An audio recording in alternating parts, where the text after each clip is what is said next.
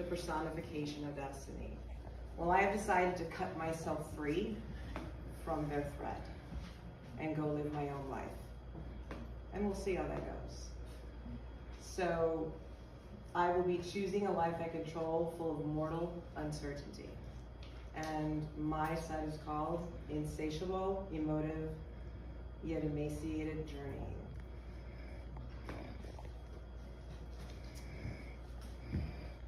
The excursion. Many months have passed since my journey began.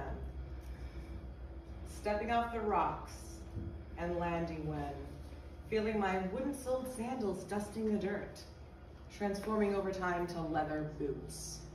As steps repeat in speed and pace, starting myself, the race with myself back then, not knowing all the different ways when my eyes would see a life never experienced before. My footprints path forward, swiftly yet losing so much time as the clock bends. Days to weeks to months to years, bits of the forgotten and unwanted of me, turning to dust that scatter kicked aside. By my boots this time, how quaint am I, much larger to the touch and eye after walking from a foundation evolving, from wood to hide to steel as my conscience did. More volumes of stories inside of my head, screaming to be let out, spoken and shed, now that this body is mere mortal instead, through each exhaustive step.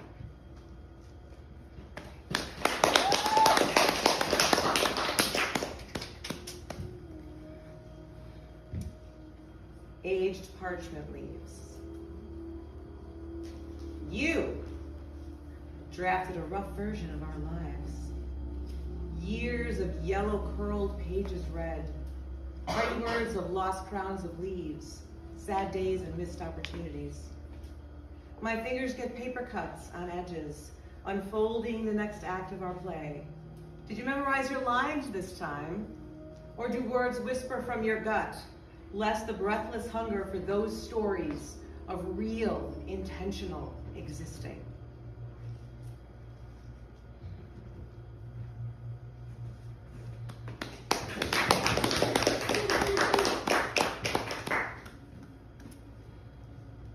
Reddest wine curse. Words crumble in a whisper from breath seeking to revive. Each drop of my blood is a universe. Microscopic worlds spinning in red wine. My eyes get drunk on you in seconds. Drops bleed into your empty cup, each sip taming the other in more ways. Clinking cups make hollow sounds like empty bones struck together, the melody of the cracking branches. You drink me deeply in intoxicated blood. Lips reddened off glass rim shine wet. You seem to be the only one to notice. My cold, dead black heart will destroy yet cure everything touched. In some way, it will curse your life too, but she will come willingly.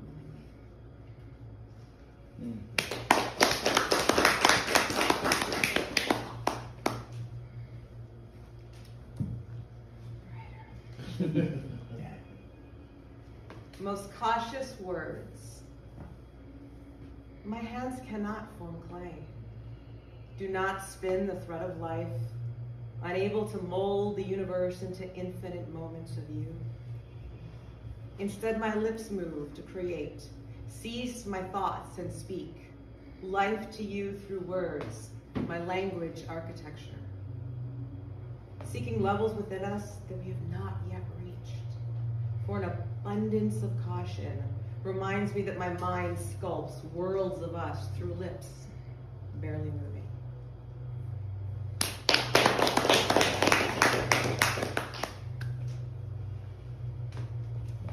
Readers for this one. Rare works. Hanging narcissus petals outside my window and staring so long, thinking they were still alive. Outside, the world was simply a picture you painted with colors that began to run.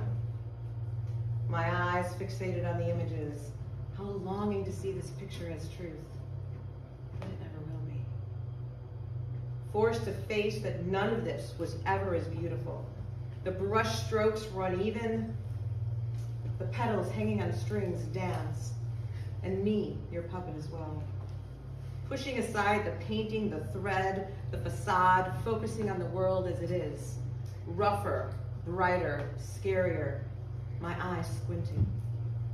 But if nothing else, it is real. To finally accept that even the most incredible works of art can be faked. The true test of anything great is time.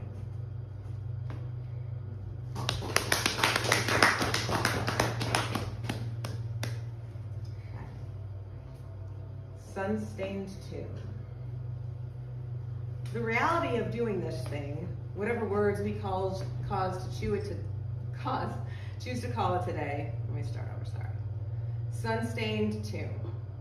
The reality of doing this thing, whatever words we choose to call it today, will be engraved on our tombs and markers. And if so, it puts an expiration date on our dreams. They are not just fantasies anymore, they cannot be. That is both astounding and terrifying, and causes us to wish for evil looks to feel normal. Are we operating in two distinct worlds? Reality and the underworld? Both have always coexisted inside, and this girl this time is crossing the river in the dark, even though she is barefoot and bleeding from too many walks along the riverbank, considering what it would be like to truthfully have someone to do crazy with. It's a little bit equally a dark thread of life, and exactly what she's always wanted at the same time.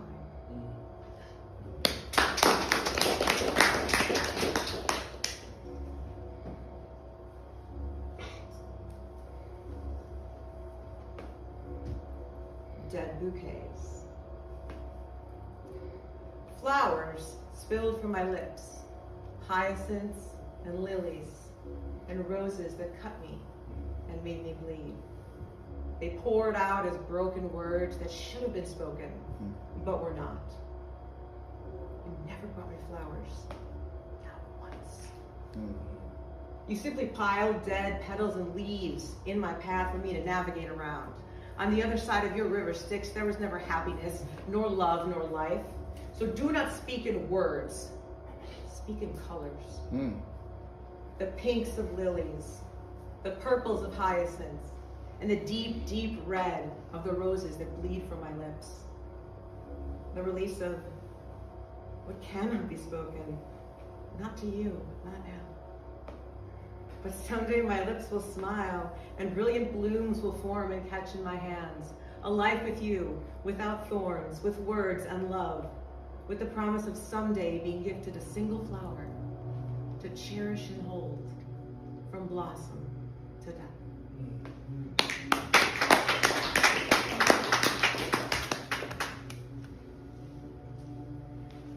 Right. Incomplete masterpieces. Building up rocks into broken statues is a cautionary tale. Molded to perfection, no, but too imperfect for me to see. Sculpting the crooked image of the one that got away. The one that left hard and left wrong and left red, raised, open scars that never healed completely. That is the problem when you build someone up so high like the gods and goddesses. Every single person for the rest of your life you compare to a falsity crafted image in your memories. Statues will never be anything more than clay built by hands with imperfections that create imperfect things. And that length of thread is the blissful ignorance of love.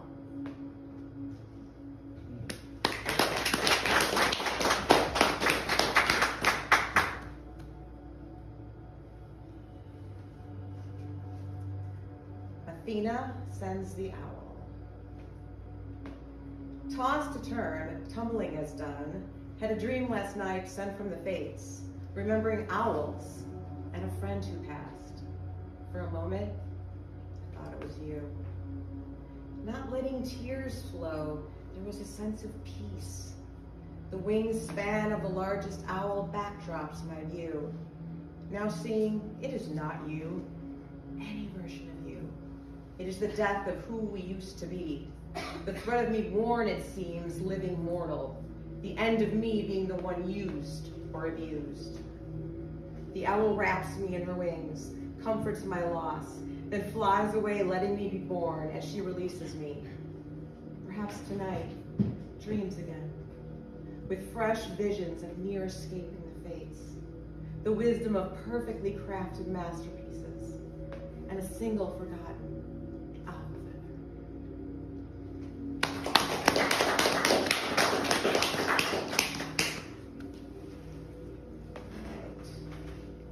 Hades, my love. Maybe we each must go to the underworld at least once in our lives and pay the ferryman in coins on the river Styx, just to be rebreathed with the ability to decide who we are going to be the next time around. Some of us travel there twice, or even more. The claws of the journey scratch beneath our feet all the time, tempting to drag us back into bad memories. Are those tethered threads of fate on your wrist? Is it love or betrayal or lust this time? Will the burns in the palms of our hands from the journey stop stinging, left to those who remain along the riverbank walking in dust, pebbles and specks of sand, and a longing we all burden?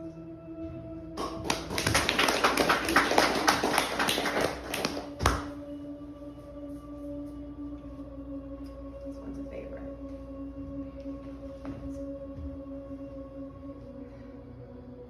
Unbothered dirt. With bare feet on the earth, after ditching those uncomfortable sandals, one single victory after playing tongues with mortal fiends, turned out Diabolos was short, and therefore my life shrank too, until sinking so low to dig in the dirt with my claws to uncover the true nature of danger in your tornado of lies. So your punishment was utter humiliation, as Diabolus prized his pride. In the public square, so meticulously crafted, this exercise of defeat in private, no, never. Tempt me again, is even withered. It appears my fight is quite orchestrated, like a symphony of fingers playing music, dirt under my nails. Giving up appears to be something never learned, and that my soul's cherished as they take a step through unbothered dirt.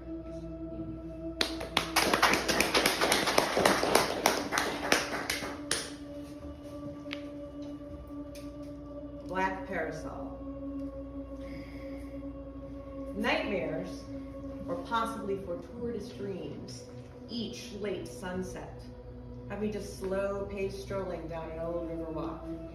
Lace parasol twisting in my fingers and spinning in circles above my cerebellum. Impossibly tiny warm raindrops speckle my shoes. But who counts them all, not me? This walk seemed necessary to move beyond and forward. Still hearing echoes though sometimes, don't lie, we still do. Each cut or bruise or unkind word showed us their demons, trying to claw their way into our world through scratches and vicious bites.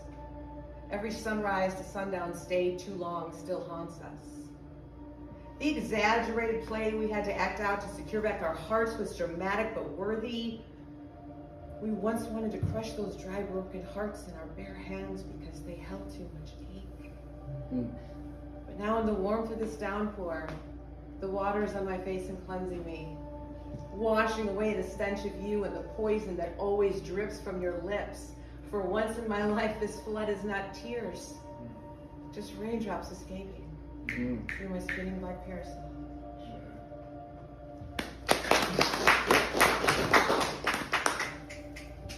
Back to making the readers.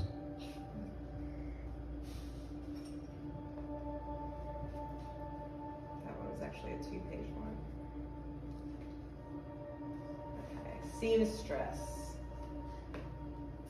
Hanging onto a long single thread of life that stretched out day after day, month after month, year after year.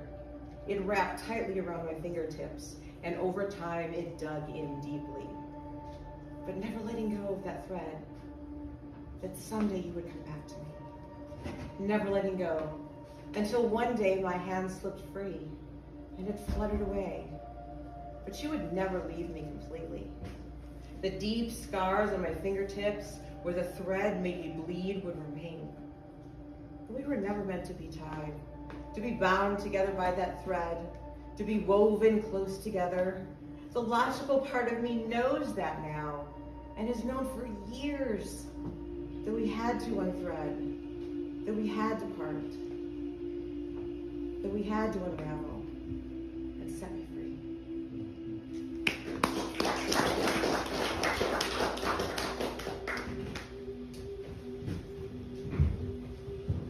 Bloom haunting.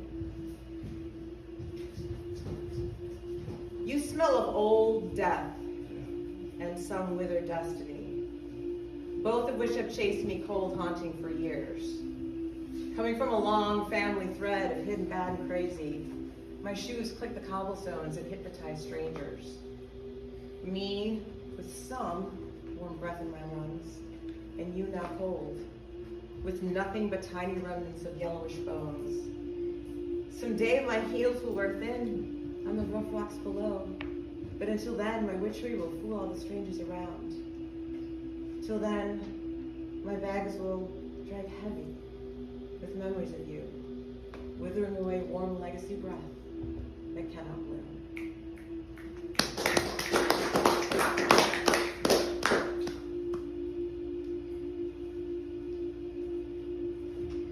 Ashes and sirens. On this mortal plane, there are rocks and lakes, and there are mountains and immense trees. There's water to give life, and there are flames to take it all rushed away. Daydreaming of you in the forest, and you are green and alive and everything glorious. Falling to your leaves that drip with dew and running my fingers down your branches. You are life, my life, but life is an illusion of colors. Cool shades that turn warm. The sun creeps down below the horizon, and the temperature rises and rises, and the trees begin to burn. Their life melts and twists into unrecognizable shapes of black and darkness and fear. You smirk as the flames lap about you. Your brilliant leaves turn crisp brown and expose all that is real and true. Left is just you, naked, withered branches twisted into your skeleton. Still in that moment, while watching you burn, you try to call to me like a siren. But no, this time I crave water, I crave life, blues and greens. You reach a brittle hand out to me in one last effort to pull me into you, but instead remaining in color, in life, watching as you slowly break apart and blow away. Caught with gentle hands in the water that has come for me, becoming my own siren to serenade me home. My voice, my voice, my voice.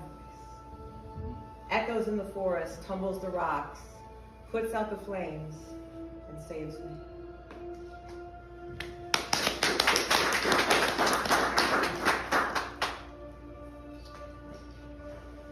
Mortal bones. Was caught up in the wind of you, chasing the winged dragon of what was always wanted. To have love, to love with every tepid breath. Caught when younger, for inches or moments, milliseconds of time until losing grip. Chasing for years each kind voice, each nice whisper. Finding it in an empty shell with no soul and burned from the dragon's breath on their shoulders. Until realizing it cannot be caught. Not in this lifetime, not with this thread, not after escaping the fates. My reach has shortened, chase slowed, the long black burnt claws of the dragon scar my skin.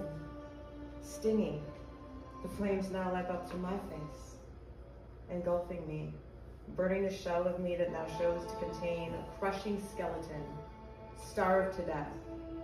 No heart, no spine, no soul left grieving.